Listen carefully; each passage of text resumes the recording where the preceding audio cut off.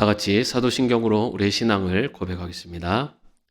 전능하사 천지를 만드신 하나님 아버지를 내가 믿사오며 그 외아들 우리 주 예수 그리스도를 믿사오니 이는 성령으로 잉태하사 동정녀 마리아에게 나시고 본디오 빌라도에게 고난을 받으사 십자가에 못 박혀 죽으시고 장사한 지 사흘 만에 죽은 자 가운데서 다시 살아나시며 하늘에 오르사 전능하신 하나님 우편에 앉아 계시다가 저리로서 산자와 죽은 자를 심판하러 오시리라. 성령을 믿사오며 거룩한 공회와 성도가 서로 교통하는 것과 죄를 사하여 주시는 것과 몸이 다시 사는 것과 영원히 사는 것을 믿사옵나이다. 아멘. 오늘 우리가 함께 부를 찬송은 360장입니다. 360장 찬송 가사를 먼저 같이 읽어보겠습니다.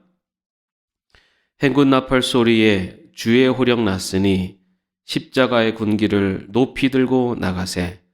선한 싸움 다 싸우고 의의 면류관 받았으리라. 선한 싸움 다 싸우고 의의 면류관 예루살렘 성에서 면류관 받으리. 저 요단강 건너 우리 싸움 마치는 날 의의 면류관 예루살렘 성에서 악한 마귀 권세를 모두 깨쳐버리고 승리하신 주님과 승전가를 부르세. 선한 싸움 다 싸우고 의의 면류관 받았으리라. 선한 싸움 다 싸우고 의의 면류관 예루살렘 성에서 면류관 받으리. 저 요단강 건너 우리 싸움 마친 날 의의 면류관 예루살렘 성에서 달려갈 길 다가고 싸움 모두 마친 후 주와 함께 기쁨을 용사들아 누리세. 선한 싸움 다 싸우고 의의 면류관 받았으리라. 선한 싸움 다 싸우고 의의 면류관 예루살렘 성에서 면류관 받으리. 저 요단강 건너 우리 싸움 마치는 날 의의 면류관 예루살렘 성에서. 다 같이 360장 찬양 함께 부르겠습니다.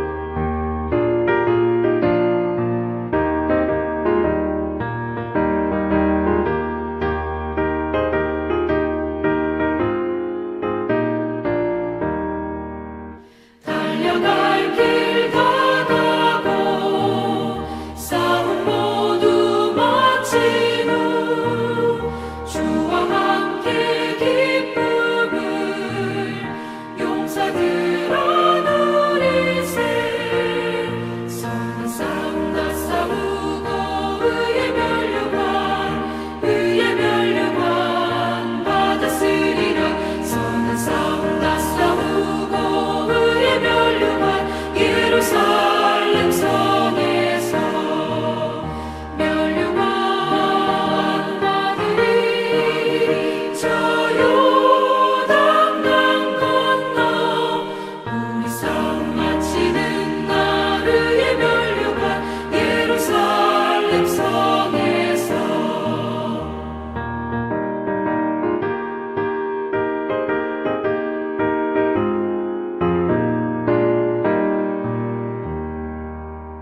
오늘 저에게 주시는 하나님의 말씀은 레위기 10장 1절에서 3절까지의 말씀입니다.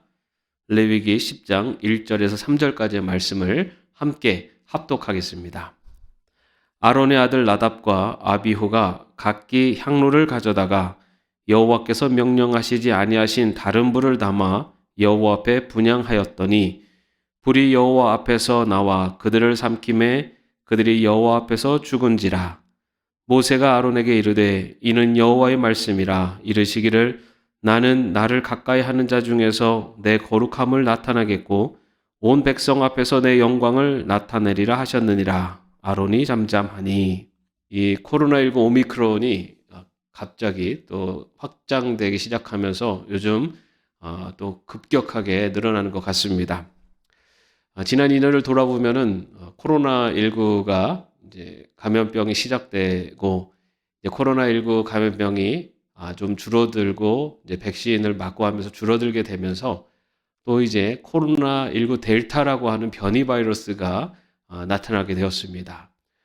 그래서 다시 또 코로나19 델타 변이 바이러스로 다시 또 확진자들이 급증하게 되고 그러면서 백신 접종이 더 많이 확장되면서 이제 좀 코로나19 델타 바이러스도 좀 줄어드나 싶으니 이번엔 또 코로나19 오미크론이라고 하는 변이 바이러스가 출몰을 하면서 이번에는 더 많은 사람들이 빠른 시간 내에 확진되는 그런 경향을 나타내고 있습니다. 좀 나아지려나 싶으면은 또 변이 바이러스들이 나타나게 되고 또 이제 잠잠해지려나 싶으면은 다시 이렇게 확정이 되고 감염병이 확산되는 그런 모습을 보면서 우리가 마음을 놓고 긴장을 푸는 순간 다시 또 다른 이런 어려움들이 찾아올 수 있구나라는 것을 이번 이 코로나 바이러스의 이 모습을 통해서 다시 한번 느낄 수가 있습니다. 오늘 우리가 읽은 이 10장의 말씀에도 그 초반에 아주 굉장히 슬픈 아니면은 굉장히 안타까운 그 사건이 기록되어 있습니다. 9장 말씀을 읽어보시면 알겠지만 9장에서는 제사장으로 위임받은 아론이 하나님 앞에 첫 제사를 올리게 됩니다. 하나님께 올려드린 이 첫 제사를 하나님께서는 기쁘게 연락하셨습니다. 그래서 정말 온 백성들이 이제 하나님의 말씀 그리고 하나님의 그 율법에 따른 제사를 받으시는 하나님께 기뻐하며 또 제사장인 이 아론도 역시 하나님께서 이 제사를 받으신 것에 대한 기쁨으로 충만한 바로 그러한 사건이 9장에 기록되어 있습니다.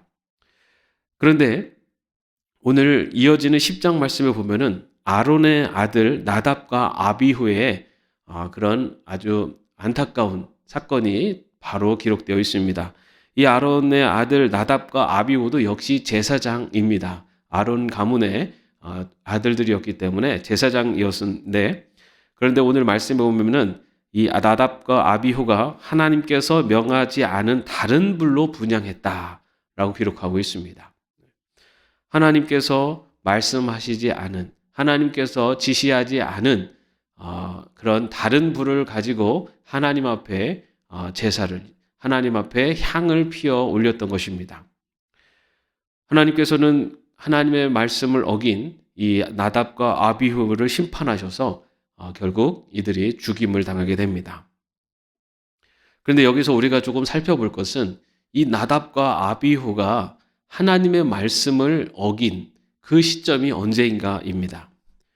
먼저 9장에서 말씀드린 것처럼 이스라엘 백성들과 온 제사장들이 아론이 대표해서 그 드린 그 제사를 하나님께서 불을 내리셔서 연락해 주시는 그래서 하나님의 은혜가 온 회중과 또 제사장인 아론 그의 자손들 위에 충만할 때 그 이어서 바로 이 나답과 아비후가 하나님께서 명하지 않은 불을 가지고 분향을 한 사건이 일어나고 있습니다. 이것은 다시 말해서 하나님의 은혜가 충만한 바로 그 시점에 나답과 아비후가 범죄를 했다라는 것을 보여주고 있습니다.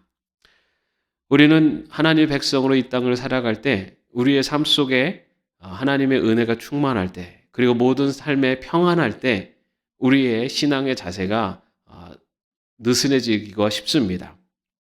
바로 이러할 때 사단은 우리 믿는 사람들을 공격하고 또 넘어뜨리려고 하는 많은 시도들을 하게 됩니다. 성경에도 많은 인물들이 나오는데 그 인물들이 정말 범죄할 때의 모습을 보면 우리의 일상, 우리의 삶의 모습과 별반 다르지 않다라는 것을 볼 수도 있습니다. 성경에 나오는 다윗만 보더라도요. 다윗이 자신이 이제 왕권을 확립하게 되고 그전에는 자신 직접 전쟁터에 나가서 싸움을 했지만 이제는 자신이 직접 나가지 않아도 왕궁에 머물러도 전쟁터에 나가서 싸울 수 있는 군사들이 충분한 그렇게 안정적인 상황이 되었을 때 그 왕궁에 머물다가 우리아의 아내 밧세바를 취하는 범하는 그런 죄를, 그리고 그 밧세바와의 관계를 숨기기 위해서 우리아를 살해하게 되는 그런 범죄를 저지른 것을 볼 수가 있습니다. 다윗이 사울에게 쫓기고 그리고 그의 왕권이 아직 안정적이지 않을 때는 하나님 앞에 언제나 순종하고 또 하나님의 말씀에 따르려고 했었던 그런 다윗이었지만 그의 형편이 나아지고 안정적이 되었을 때 그는 죄를 범하고 말게 된 것입니다. 또한 솔로몬의 경우도 마찬가지입니다. 솔로몬이 하나님께서 복을 주셔서 그에게 지혜와 그리고 그 지혜와 더불어서 많은 물질적인 축복을 주셨습니다. 그래서 그의 부가 천하 열왕보다 크게 되었다라고 기록되어 있습니다. 그런데 그때의 솔로몬이 이방의 여인들을 아내로 취하면서 그 여인들이 섬겼던 우상을 받아들이고 또 우상 숭배의 길을 걷게 됩니다. 모든 것들이 충만하고 모든 것들이 다 갖추어져 있을 때 그때 이 솔로몬 역시 우상 숭배의 죄를 범한 것을 볼 수가 있습니다. 이처럼 모든 것들이 평안하고 안정될 때 그리고 나의 삶에 하나님의 은혜가 충만하다고 느껴지고 또 고백되어질 때 오히려 우리는 영적으로 더욱더 각성해야 되고 더욱더 깨어 있어야 할 줄로 믿습니다. 왜냐하면 우리의 신앙이, 우리의 믿음이 느슨해질 때 사탄은 언제라도 우리를 공격하기 위해서 범죄의 자리로, 미혹의 자리로 우리를 이끌어가기 때문입니다. 그렇게 은혜의 자리에서 나답과 아비후는 하나님의 말씀에 불순종함으로써 죄를 범하는 그러한 우를 범했던 것입니다. 그래서 결국은 나답과 아비후가 하나님의 심판을 받게 되었습니다. 그런데 오늘 말씀에 보면은 나답과 아비후가 하나님이 알려주지 않은 그런 또 다른 불로 분향을 했다라고 나오고 있습니다. 사실 어떻게 보면은 똑같은 불입니다. 그렇기 때문에 굳이 다른 불을 썼다고 해서 저렇게까지 심판을 하셔야 하는가라고 하는 의문이 들 수도 있습니다. 그런데 하나님께서는요, 하나님의 말씀에 얼마나 그 중요성, 그리고 하나님의 말씀에 얼마나 귀하게 또 중요하게 여기시는가를 나답과 아비후를 통해서 보여주신 사건이었습니다. 인간의 눈으로 보기에는 아주 작은 것일지 모르지만 하나님의 말씀, 하나님의 율법이 얼마나 근엄한 것이고 또한 그것에 대한 경외심을 갖고 하나님의 말씀을 받아야 된다는 것을 오늘 말씀은 우리에게 이야기하고 있습니다. 우리는 사실 신앙인으로 살아가면서 하나님의 말씀을 어기는 것을 좀 너무 쉽게 생각하는 경향도 있습니다.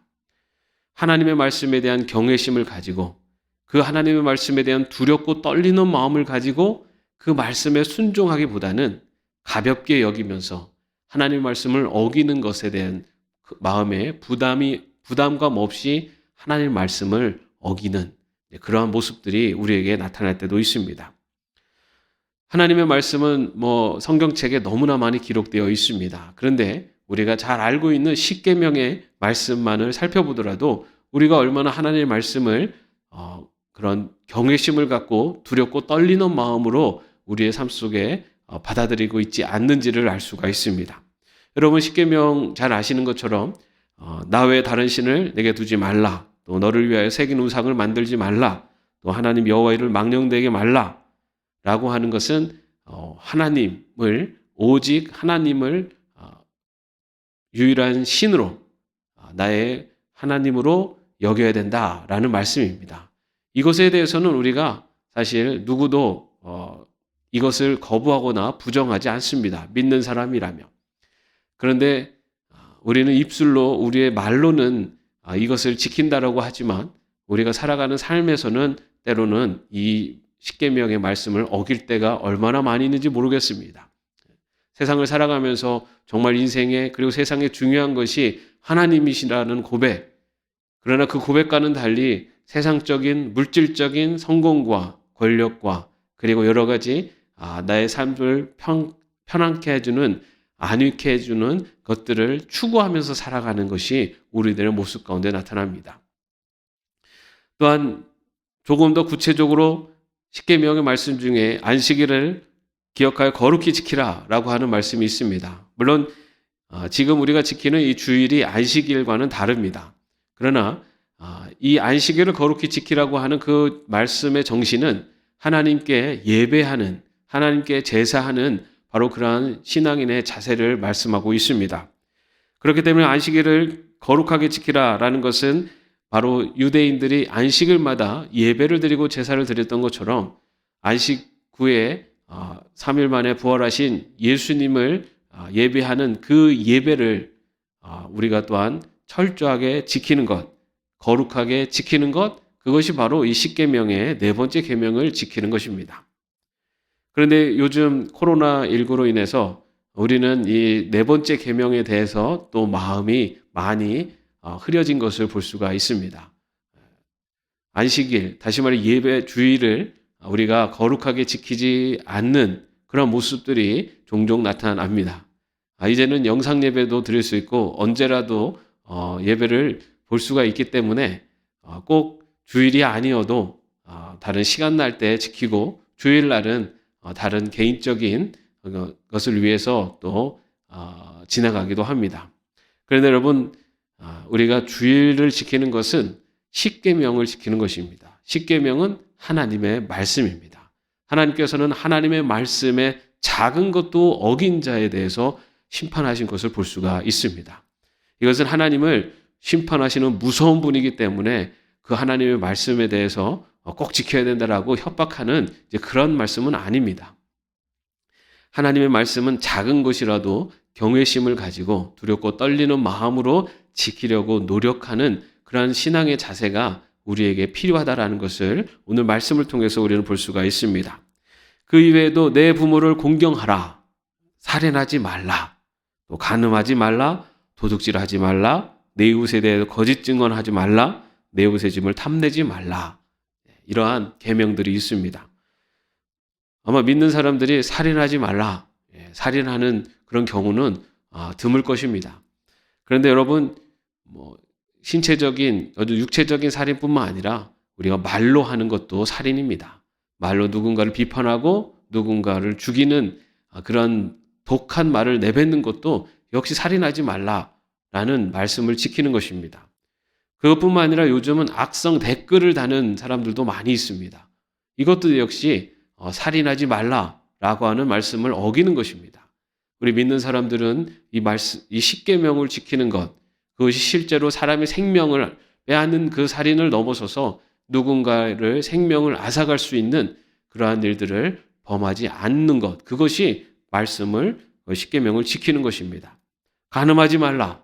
요즘은 간통죄가 폐지되었다고 하면서 이제는 이 간음죄라는 것조차도 성립이 안 되고 있습니다. 그러나 하나님의 말씀은 간음하지 말라입니다. 그렇기 때문에 언제나 우리가 성적으로나 이런 우리의 생활에 있어서 간음하는 자리에 들어가지 않도록 하는 것, 그것이 우리가 하나님 말씀에 순종하는 자세입니다.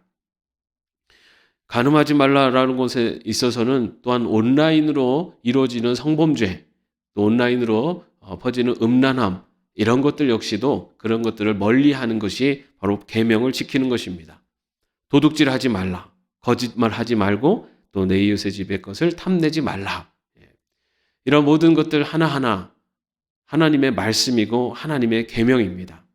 하나님께서는 하나님의 말씀을 경외함으로 믿고 또 그 경외함으로 그것을 실천하는 그리고 따르는 자를 기뻐하시고 또 그러한 자의 삶 속에 하나님의 인도하심과 보호하심으로 하나님 말씀에 순종하는 자에게 주시는 복의 복을 누릴 수 있도록 인도해 주실 줄로 믿습니다.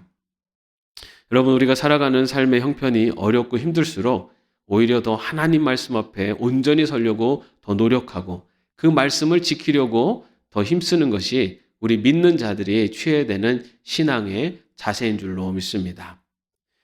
우리의 삶 속에서 언제나 말씀에 순종하는 자의 그리고 말씀에 따르는 자를 이끄시고 보호하시고 선한 길로 이끌어 가시는 바로 그 하나님의 놀라운 은혜와 또 하나님의 인도하심을 우리의 삶 속에서 체험하고 고백할 수 있는 그래서 저와 여러분이 되실 수 있기를 바랍니다.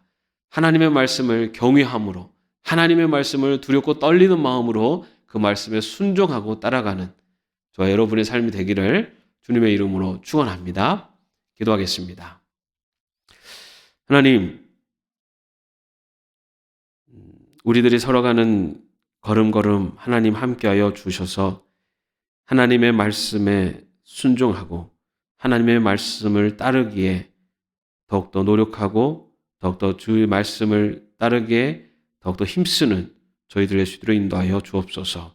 하나님의 말씀을 언제나 경외함으로 또 하나님의 말씀을 두렵고 떨리는 마음으로 마음속에 바닥 안고 우리의 삶 속에 순종하며 실천하는 삶을 살아갈 수 있도록 주님 지켜주시옵소서.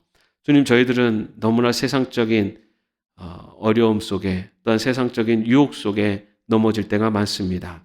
그럴 때마다 살아 역사하시는 말씀으로 우리를 깨우쳐 주시고 우리를 인도해 주셔서 하나님의 기뻐하시는 하나님의 자녀로 살아갈 수 있도록 주님 동행하여 주시옵소서.